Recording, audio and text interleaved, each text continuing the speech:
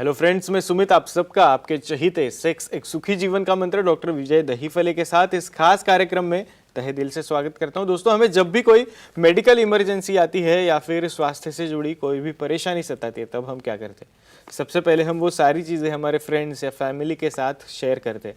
पर दोस्तों, जब भी हमें कोई सेक्स से जुड़ी परेशानी सताती है, तब हम ऐसा नहीं कर पाते, क्योंकि इस बारे में बात करने में हमें शर्म आती है, हम कहीं ना कहीं झिझकते हैं। पर दोस्तों, अब शर्माने की, झिझकने की बिल्कुल ज़रूरत नहीं, क्योंकि डॉक्टर विजय दहीफले आपके सारे सेक्स रिलेटेड सवालों के बहुत ही पॉजिटिव तरीके से जवाब देंगे। दोस्तों, शो को शुरुआत करते हैं, पर शो को शुरुआत करने से पहले जानते हैं डॉक्टर विजय दहीफले इनके बारे में। डॉक्टर विजय दहीफले ये सेक्सोलॉजिस्ट, यूरोलॉजिस्ट और एंड्रोलॉजिस्ट है।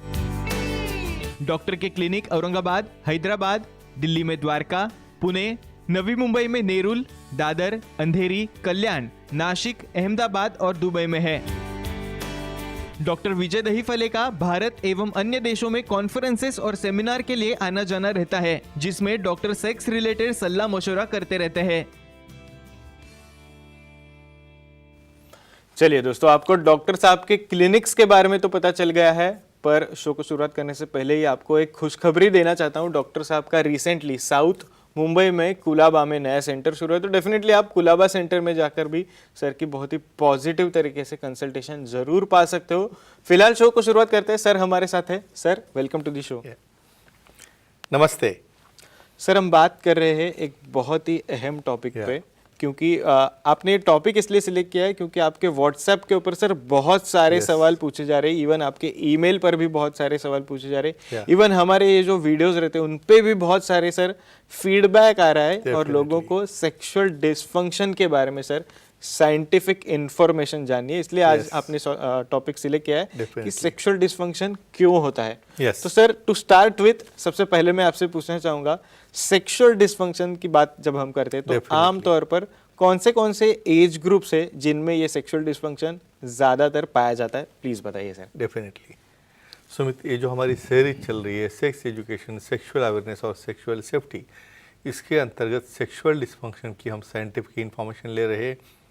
स्पेशली एक डिस्क्लेमर देना चाहता हूँ, time, place, person, condition, culture, safety और कंसेंटिंग, अपना ओन और नॉन पार्टनर, और जिसकी वजह से एक दूसरे को कोई परेशानी न हो, ये ध्यान में रखते हुए हमें ये सब कुछ करना है।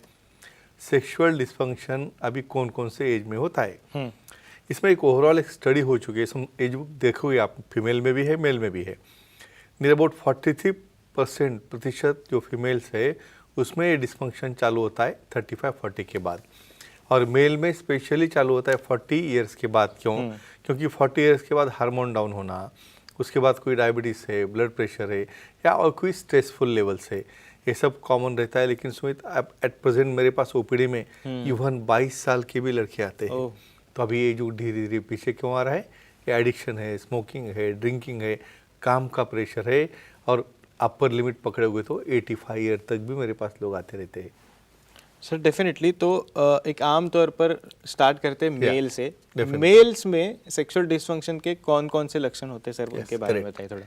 अभी ये लक्षण बोलना क्यों जरूरी है? भाई सामने पेशेंट आके बैठता है और कुछ बात ही नहीं करता है, उसे बोलने ही नहीं आता, प्रेजेंट करने, तभी कहाँ से शुरू करें? स्पेशली मेल में क्या होता है, फेजेस रहते हैं इसमें सेक्सुअल डिसफंक्शन के।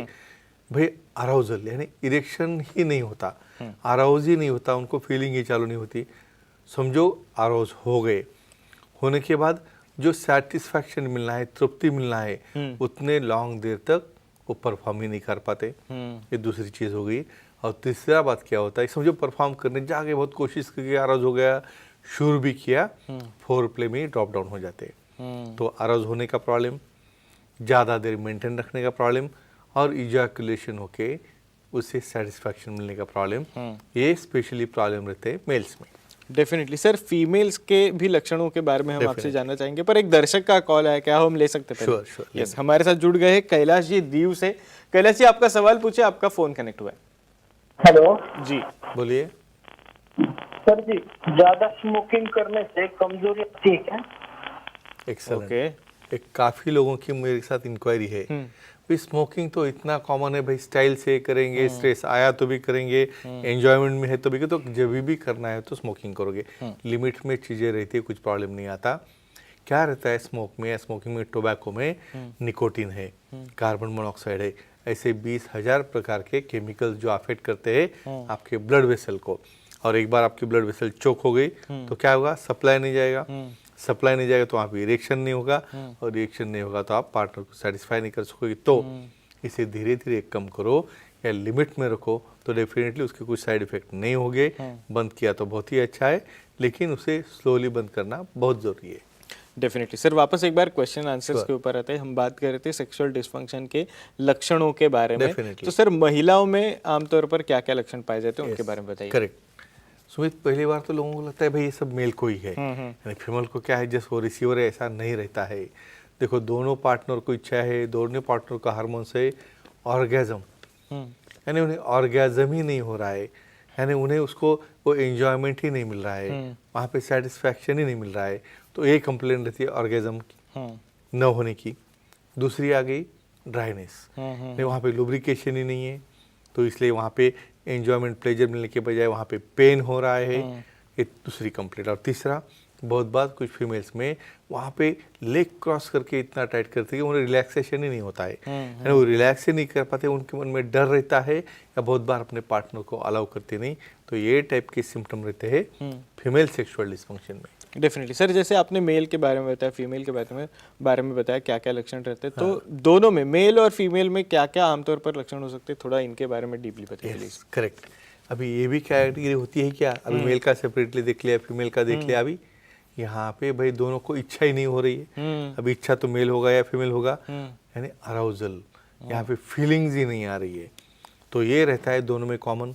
दूसरा क्या होता है, समझो दोनों को भी फीमेल आ गए, फीलिंग्स आ गए, तो ऑर्गेज़म ही नहीं हो रहा है, यानी इसको भी सेटिस्फैक्शन नहीं और उसको भी नहीं है। और दूसरी क्या बात आती है, पेन होना, बहुत बार मेल में इन्फेक्शन हो गया, कुछ वहाँ पे स्वेलिंग आ गया, तो मेल को भी पेन हो रहा है, और फीमेल को वजाइनाइटिस या कुछ इन्फेक्शन होगा तो उनको भी पेन हो रहा है। तो बहुत बार सेक्सुअल डिस्फंक्शन में दोनों को भी प्रॉब्लम रह सकता है। तो एक ही कहूँगा, जब भी जाना है विशेषज्ञ सेक्सोलॉजिस्ट और एंड्रोलॉजिस्ट के साथ, दोनों साथ में जाए, क्योंकि एक दूसरे का जो पेन हो रहा है वो अच्छी तरह से प्रेजेंट कर सकते हैं और हमें ट्रीटमेंट देने के लिए वो इजी जाता है। डेफिनेटली सर, एक और दर्शक का कॉल आया मुंबई सेंट्रल से, रिया जी हमारे साथ जुड़ गई है। मैडम आपका प्लीज सवाल पूछा, आपका फोन कनेक्ट हुआ है। नमस्ते सर। हाँ नमस्ते जी, बोलो। सर, सेक्स करने के बाद जो तृप्ति मिलनी चाहिए वो नहीं मिलती तो क्या करें? ओके, एक्सीलेंट, अभी यही टॉपिक हम कंटिन्यू करते हैं। Please sir. ऑर्गेजम, तृप्ति मतलब क्या, मेल को जैसा लगता है भाई मुझे इजैकुलेशन हो गया और मुझे अभी आई एम वेरी हैप्पी। वैसे फीमेल में क्या होता है, कुछ लोगों को तो पता ही नहीं क्या होता है, और कुछ फीमेल्स को अंडरस्टैंड भी नहीं होता कैसे ऑर्गेजम हो रहा है। ऑर्गेजम या तृप्ति मतलब एट द एंड पॉइंट आने के बाद वहाँ का पेल्विक फ्लोर जो है कॉन्टैक्ट और रिलैक्स होता है, वहाँ पे मूवमेंट्स होती है। तो कुछ लोगों में जी पॉइंट एलिवेट हो गया, डिलीवरी से होगा या कुछ सर्जरी से हो गया, वहाँ पे क्लैटरल स्टिमुलेशन नहीं हो रहा है, बहुत बार सिर्फ वजाइनल सेक्स से वहाँ पे सेटिस्फैक्शन नहीं मिलता है, वहाँ पे क्लैटरल स्टिमुलेशन भी लगता है। तो ये कारण होते हैं। हमारे सुखी जीवन के मंत्र के बुक में काफ़ी डिटेल में दिए, या विशेषज्ञ से मिलके वो अच्छी जानकारी लेके उसे ट्रीटमेंट देके अच्छी तरह से सॉल्व करते हैं। इवन वो शॉट जैसे इंजेक्शन भी इसमें बहुत काम में आते हैं। डेफिनेटली सर, हम बात कर रहे हैं सेक्सुअल डिस्फंक्शन क्यों होता है इसके बारे में। तो सर मैं कुछ कॉजेस के बारे में आपसे पूछना चाहूँगा। एक आम तौर पर अगर बात करें तो सेक्सुअल डिस्फंक्शन के फिजिकल कॉजेस सर क्या होते हैं उसके बारे में बताइए। डेफिनेटली, ये देखो यहाँ पे फिजिकल कॉजेस मतलब क्या है, कुछ तो प्रॉब्लम है वहाँ पे, भाई एज बढ़ गई हमारी, हमें डायबिटीज़ है, ब्लड प्रेशर है, न्यूरोलॉजिकल प्रॉब्लम है, या और किसी तरह की प्रॉब्लम्स है, तो ऐसे कॉजेस की वजह से, या बहुत बार कुछ मेडिसिन के साइड इफेक्ट भी रहते हैं, एंटी डिप्रेसेंट ड्रग्स जैसे, तो ये कॉजेस की वजह से जब आपको डिस्फंक्शन होगा तो ट्रीटमेंट ऑफ कॉज वो हम सेपरेटली देखने वाले हैं। उसे ट्रीट करने के बाद डेफिनेटली डिस्फंक्शन हम दुरुस्त कर सकते हैं। डेफिनेटली, जैसे सर अभी आपने बताया फिजिकल कॉजेस के बारे में, उसी तरह से साइकोलॉजिकल कॉजेस के बारे में भी हम जानना चाहेंगे, प्लीज उसके बारे में बताइए। करेक्ट, भाई आपको ये सब ऊपर वाले कॉजेस नहीं है, ना डायबिटीज है, ना बीपी है, ना और कुछ नहीं, आप यंग भी हो, एंग्जाइटी, परफॉर्मेंस एंग्जाइटी इतनी ज़्यादा रहती है, भाई मैं फर्स्ट नाइट है, मैं फर्स्ट बार कर रहा हूँ, मेरा होगा कि नहीं, और समझो होगा तो अच्छा होगा कि नहीं, और ये ज़्यादा रट रट के ऐसा हो जाता है, इतना प्रेशर आता है,